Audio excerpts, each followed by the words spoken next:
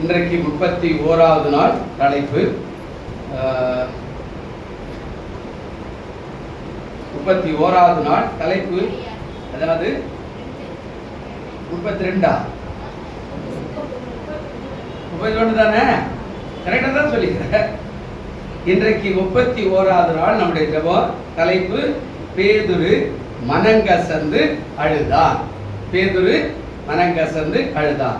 வேத பகுதி மத்தேயு 26:69 75 வரையில இந்த பகுதி சொல்லப்படுகிறது. மத்தேயு 26:69 வரையில இந்த பகுதி சொல்லப்படுகிற ஒரு பகுதியாக இது இருக்கிறது. பேதுரு மனங்கசந்து அழுதான். இந்த சம்பவம் உங்களுக்கு தெரிஞ்ச ஒரு பகுதி தான். இதுல ஆண்டவர் நிறைய காரியங்களை சொல்லியிருக்கிறாரு. பேதுரு சொல்றாரு, யாரு கைவிட்டாலோ நான் உங்க கைவிட மாட்டேன், யாரு உங்களை விட்டு போனாலும் நான் உங்களை விட்டு போக மாட்டேன், யாரு உங்களை தள்ளிட்டாலும் நான் உங்களை தள்ள மாட்டேன், வாழ்விலும் சாவிலும் நான் உங்களோடவே இருப்பேன் அப்படின்ற மாதிரி பேசி காரியங்களை சொல்றாரு. அப்ப ஆண்டவர் சொல்றாரு, சேவல் கூறுவதற்கு முன்பாக நீ என்னை 3 தடவை என்ன செய்வாய், மறுதளிப்பாய் அப்படின்னு சொன்னார். சேவல் கூறுறதுக்கு முன்னாடி 3 தடவை என்ன மறுதளிச்சிருவ அப்படின்னு சொன்னாரு. கர்த்தருக்கு ஸ்தோத்திரம். அவன் அதெல்லாம் பண்ண மாட்டேன் அப்படின்னு சொல்லிட்டான். ஆனா போகிற இடத்துல ஆண்டவரை கைது பண்ணி போகும்போது அவர் சொன்ன வார்த்தையின்படியே அவன் என்ன செய்தான், மறுதளிச்சான். முதல் தடவை மறுதளிக்கும் போது அவன் சொன்னா 70வது வசனத்துல அவர் சொல்றார், அதற்கு அவன் நீ சொல்லுகிறது எனக்கு தெரியாது என்று எல்லாருக்கும் முன்பாக என்ன செய்தான், மறுதல். இன்னைக்கு நம்ம கூட சில இடத்துல எல்லாருக்கும் முன்னாடி மறுதளிக்கிற ஒரு காரியத்தை நான் பார்க்கிறோம். முதல் காரியம் சொல்றேன், எல்லாருக்கும் முன்னாடியே மறுதல் யாருன்னே தெரியாது. 2வது 72ல சொல்றாரு, அவனும் அந்த மனுஷனை நான் அறியே என்று ஆணையிட்டு மறுபடியும் மறுதளித்தான். 2வது என்ன பண்ணாங்க, ஆணையிட்டா. அந்த மனுஷனை பார்க்கவே சத்தியமா அப்படின்று ஆணையிட்டு மறுதளித்தான். பாருங்க, சில நேரத்தில் நம்ம கூட அப்படித்தான், நமக்கு சாதகமா வரலன்னா சத்தியமா அப்படின்ற வார்த்தை எல்லாம் பேசி நம்ம என்ன பண்றோம், சொல்லி விட்டுருவோம். சத்தியமாங்க எனக்கு தெரியாதுங்க, ஏன்னா சொன்ன தப்பை ஒத்துக்க முடியாது, அது மனசு வராது. அதனால நிறைய பேர் என்ன செய்யறாங்க, இதை செய்திருவாங்க. இந்த பேதுரு அதுதான் செய்தான். 3வது அந்த 74ல வரும்போது, அப்போது அவன் அந்த மனுஷனை அறியேன் என்று சொல்லி சபிக்கவும் சத்தியம் பண்ணவும் தொடங்கினான். 3வது என்ன பண்ணிட்டாங்க, சத்தியம் பண்றது ஒரு பக்கம், சபிக்கவும் சபிக்கிறான். யார் இயேசு எனக்கு தெரியாதுங்க. இதுக்கு நிறைய ஆட்கள் பணத்துக்காக பொருளுக்காக என்ன பண்றாங்க, சத்தியம் பண்றதோடு இல்லாம சபிச்சுறாங்க. ஏன்னா அவர் யாருமே எனக்கு தெரியாதுங்க. பாருங்க, சில இடத்துல இப்போ இந்த சூழ்நிலைகள் வரதுக்கு முன்னாடி நிறைய இடத்துல இயேசு மரிதலிக்க சொல்லி ஊழியக்காரர்களை அடிக்கிறாங்க, குத்துறாங்க, விசுவாசிகள் அடிக்கிறாங்க, குத்துறாங்க, கொள்றாங்க. அப்போ சில பேர் மறுதளிச்சுட்டு போயிடுறாங்க, வேற வழியில நம்ம வாழ நம்ம பிழைக்கணும். சில பேர் இல்லையா, செத்தாலும் பரவாயில்ல நான் மறுதளிக்க மாட்டேன் அப்படின்னு சொல்லிட்டு ஒதுகிறாங்கல்ல. அப்போ சாகத்துக்கும் ஆயத்தமா இருக்கிற ஒரு காரியத்தை உலக மனத்துல செய்யறானா, ஆனா 12 சீடர்கள்ல பிரதானமான அப்போஸ்தலனா இருக்கிற பேதுரு அதை செய்யல. பேதுரு மறுதளிச்சுட்டா. முதல்ல எல்லாருக்கும் முன்னாடி மறுதளிச்சான். 2வது காரியம் சொல்றான், ஆணையிட்டு மறுதளிச்சான். 3வது என்ன செய்யறான், சத்தியம் பண்ணுவோம் சபித்தோம் ஆண்டவரை மறுதளிச்சுட்டா. இப்போ கீழே இதுக்கான காரியங்கள் இயேசு சொல்றாரு, பேதுரு சொன்ன காரியம் நடக்குது, சேவல் கூவுது, இதெல்லாம் ஓகே. கடைசியாக நடக்கிற சம்பவம் தான் மிக முக்கியமானது. 75ல நடக்கிற ஒரு சம்பவம் என்ன அப்படின்னா, அங்க சொல்றாரு, அப்போது பேதுரு சேவல் கூவுகிறதுக்கு முன்னே நீ என்னை 3 தடவை மறுதளிப்பாய் என்று இயேசு தன்னிடத்தில் சொன்ன வசனத்தை நினைத்து கொண்டு வெளியே போய் என்ன பண்ணா, மனங்கசந்து அழுதான். பிரியமானவர்களே, யார் ஒருவர் செய்த தப்பை ஒப்புக்கொண்டு நான் தப்பு பண்ணிட்டேன்னு மார்பில் தோல்வி அடித்து மனங்கசந்து அழுது ஒப்பு கொடுக்கிறானோ அவனை தேவன் திரும்பவை எழுப்பி நிற்க வைக்க அவர் வல்லவராய் இருக்கிறார். அல்லேலூயா.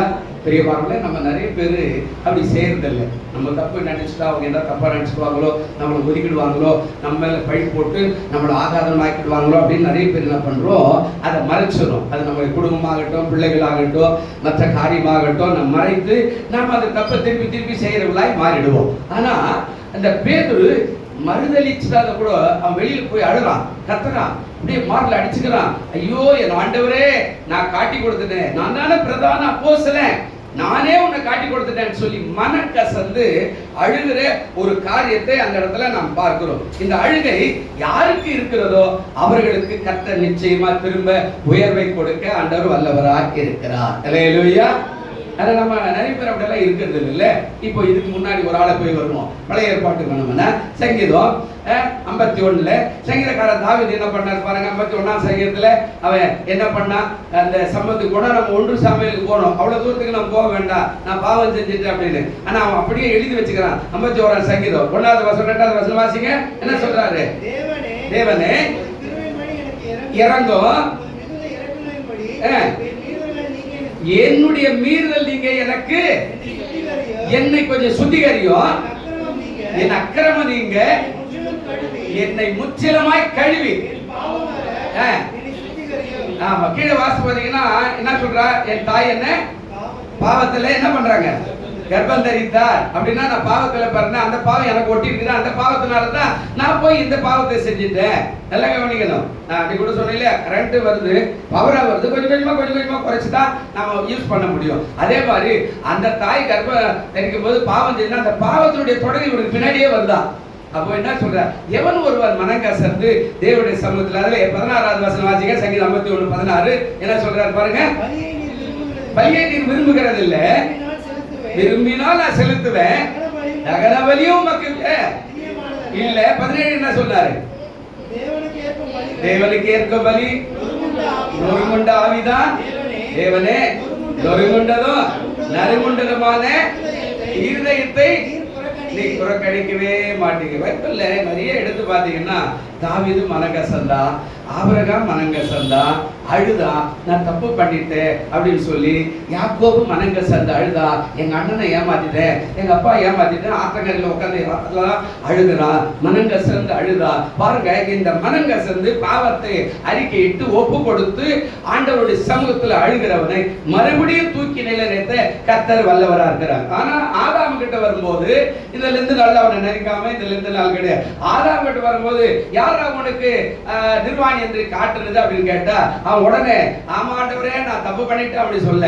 அவன் மனைவி காட்டுறான், மனைவி கேட்ட உடனே அது பாம்பை காட்டுறான், பாம்பை காட்டின உடனே எனக்கு தெரியாது நீங்க சொன்னதை நான் அப்படியே சொன்னா அவங்க நம்பிட்டாங்க.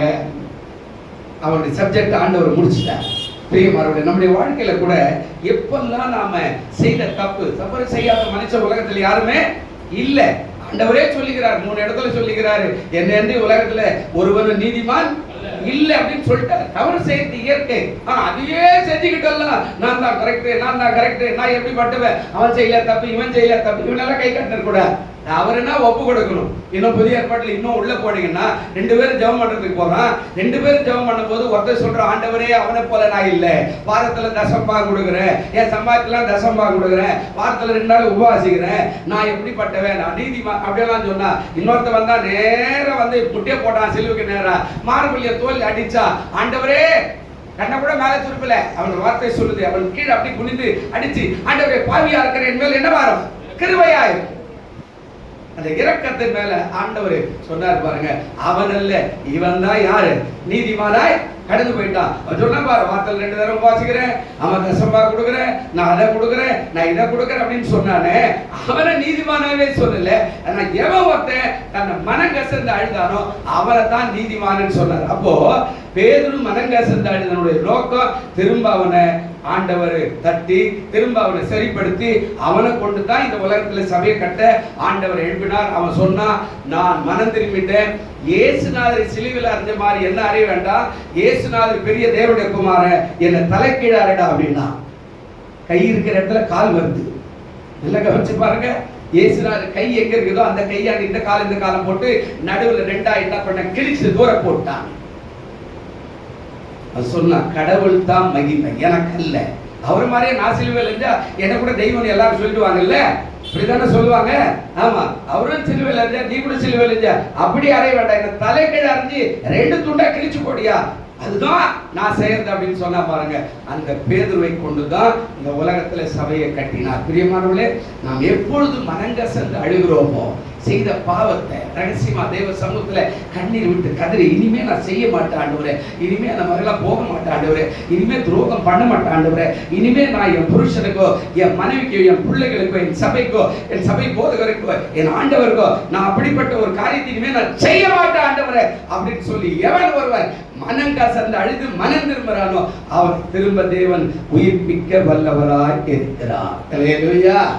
அதுக்கு பேதுரு அத்தாட்சி, தாவீது அத்தாட்சி, இன்னும் யாக்கோபு அத்தாட்சி, இன்னும் அந்த 2 பேர் ஜெபம் பண்ண வந்தாங்க அவன் அத்தாட்சி, இப்படி நிறைய பேர் நம்ம சொல்லிக்கிட்டே போலாம் பாருங்க.